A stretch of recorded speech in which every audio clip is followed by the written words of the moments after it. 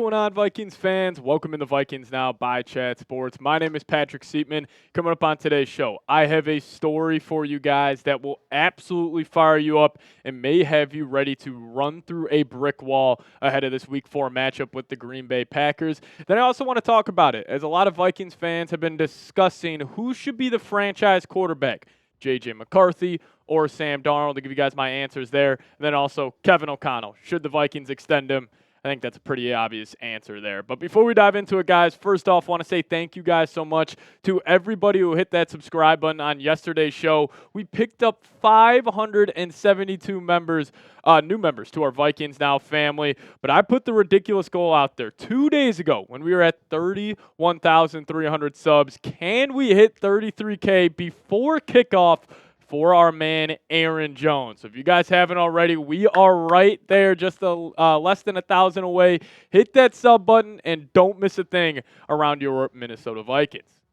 All right, let's dive into this story around Kevin O'Connell. That will have you absolutely ready to go for this Sunday's game. But it was actually Purple Persuasion on Twitter who brought this to my attention. And this is first off about DB Bobby McCain, who is a practice squad member. But he tweeted this out saying, Bobby McCain is a huge asset to Vikings head coach Kevin O'Connell. And one of his main contributions to the team has been participating against the starting offense as part of the scout team. He carried on to say this: after having played over 6,000 snaps in his NFL career, O'Connell has leaned into McCain's experience and getting his opinion on what he thinks of O'Connell's offense. Now, this is what McCain specifically had to say in this article from the Star Tribune, saying, when you have seen it a lot, if there's something that sticks out, then I would tell O'Connell. I'd say, hey, maybe this guy, and he won't catch my eyes or my body placement, takes it anyway. He asked me questions like, what do you think about this?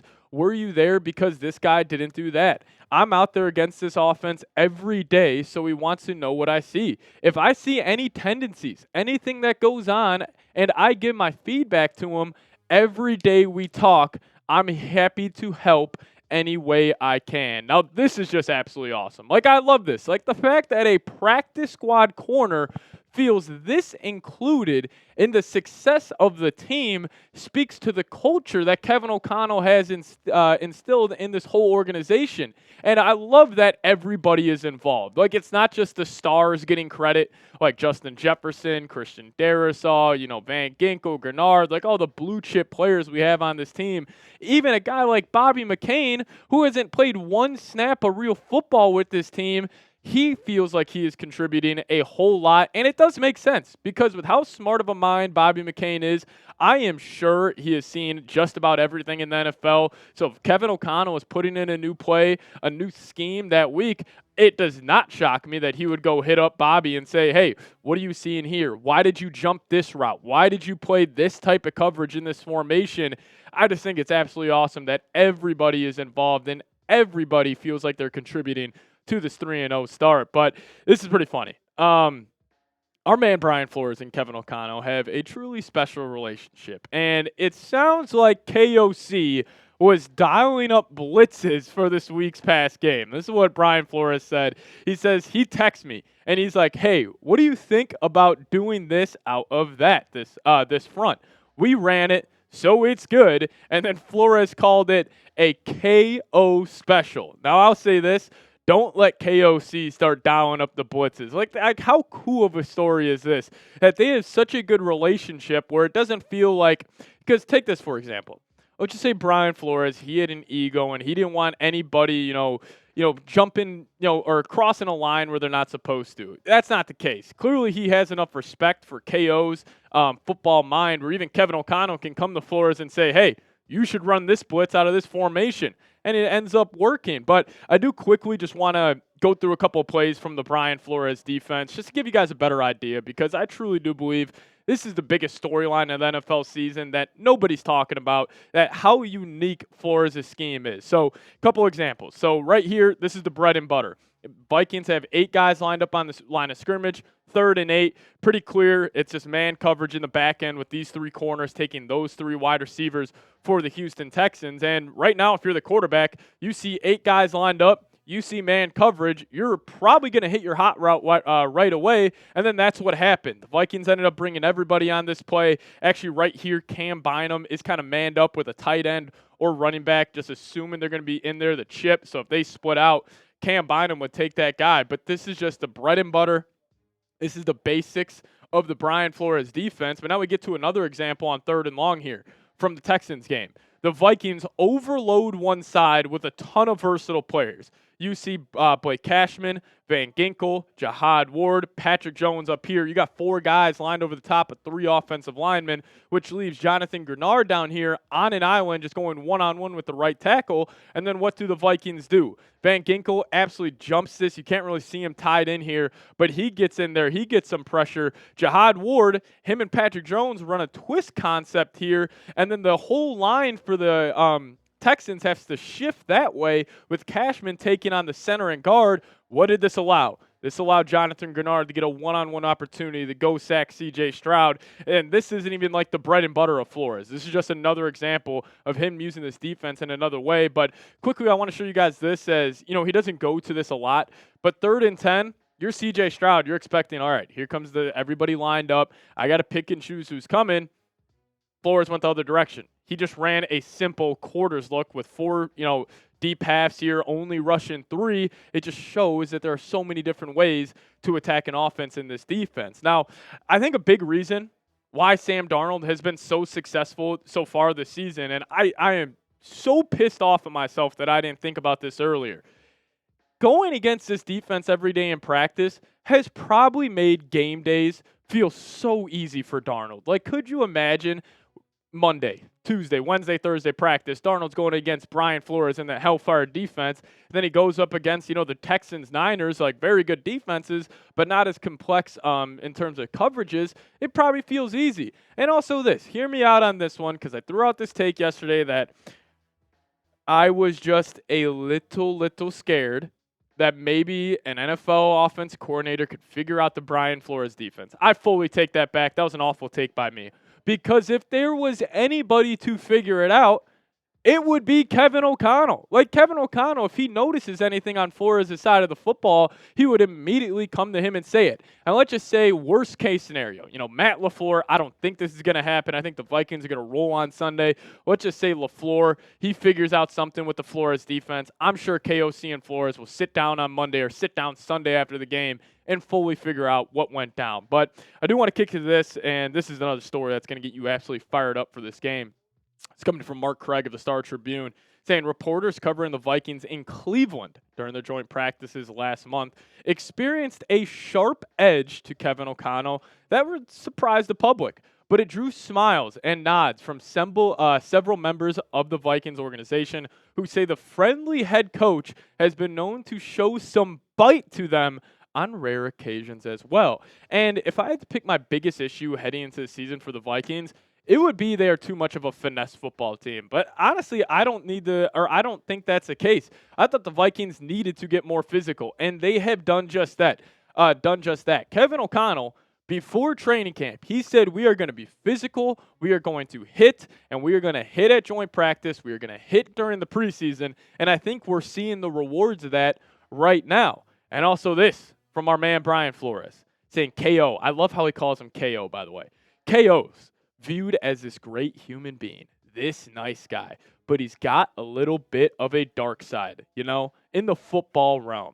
And I like it when that side comes out. And I'll tell you what, Kevin O'Connell, if you're watching this video, I want to see that dark side come out a little more, because it fires me the hell up when I see KOC running down the sidelines, giving a let's go. I'm sure the players in that locker room, I'm sure they love to see it. And I think about the clip from the receiver documentary after the Vikings dropped week 2 to the Eagles, and Kevin O'Connell is MFing every single player in that Vikings locker room.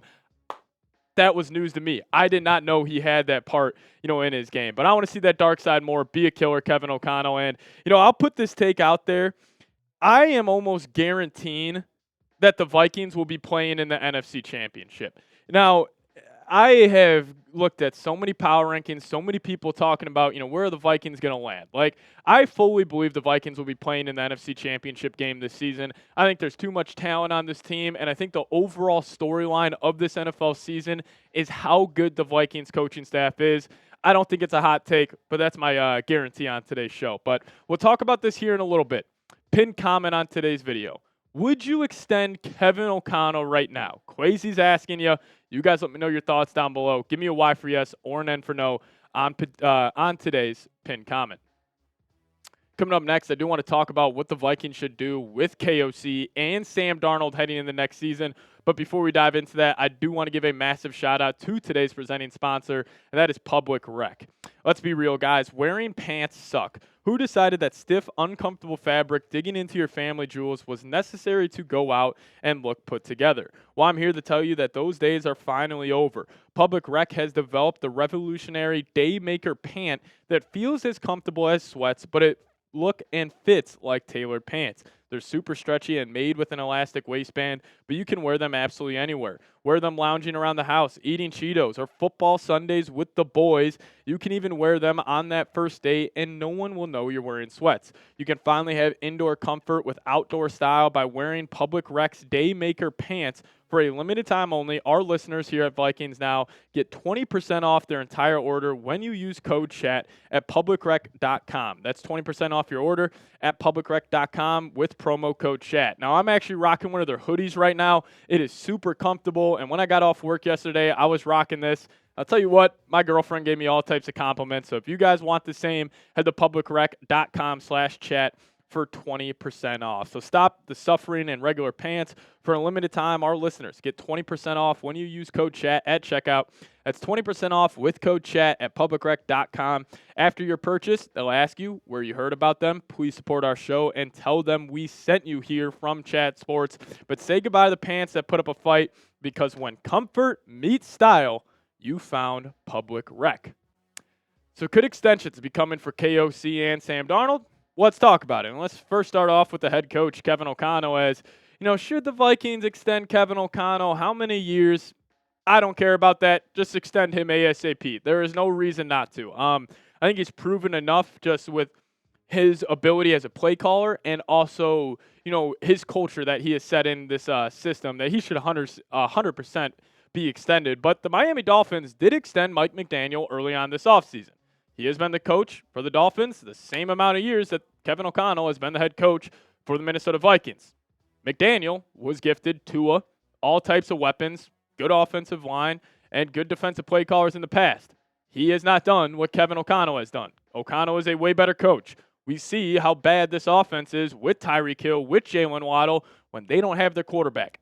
I think KOC probably looks at this deal and says, ha, you extended him before y'all extended me. I don't know. Maybe KOC looks at that. And then also the Vikings offense has just been humming this year. I mean, they're third in points per game with no Addison, no Hawkinson, and TJ Hawkinson at quarterback. Like, this offense has been humming, and a big reason why Darnold has been so successful this year is because of Kevin O'Connell. And the advanced stats don't lie.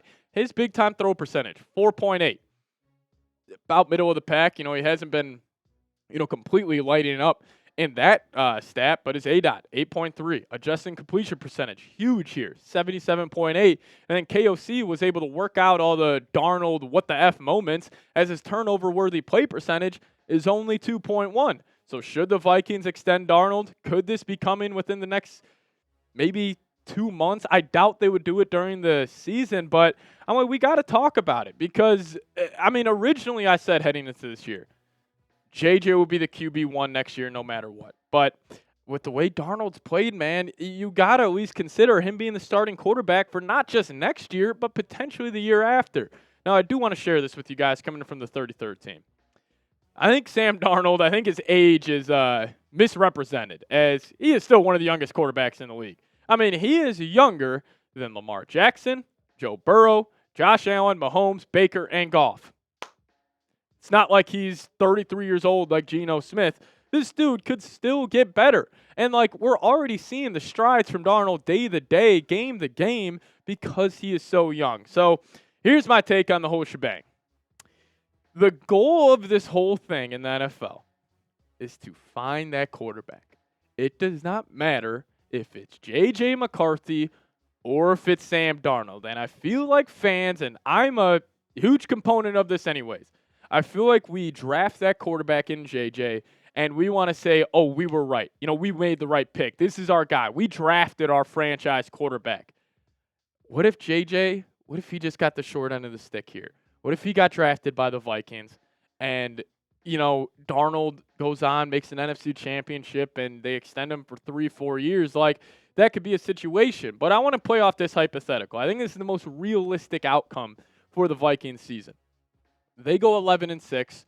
They win a wild card game, and then they lose the next round. So one playoff win 11 games, go 12-7 total on the year. It's a fantastic year for our Minnesota Vikings. If that is the situation, this is what I'm doing with JJ. I'm giving him the Jordan Love treatment. I'm extending Darnold for a 2-year, let's just say $55, $50, $60 million deal. We can figure out those numbers at the end. And that is okay if JJ has to sit for 3-4 years. He's 21 years old. Even if he sits for 4 seasons, he'll be 25 heading into his, 5th year? That's okay. Take your time. We are in no rush right now. Enjoy the moment. Enjoy the Sam Darnold experience. And I want you guys to pick one for me. Pick a franchise quarterback down below in the comments section. Give me a 9 for McCarthy. Give me a 14 for Sam Darnold. And thank you guys so much for watching today's show. Give me a follow over here on Twitter. See you guys next time. Skol Vikes.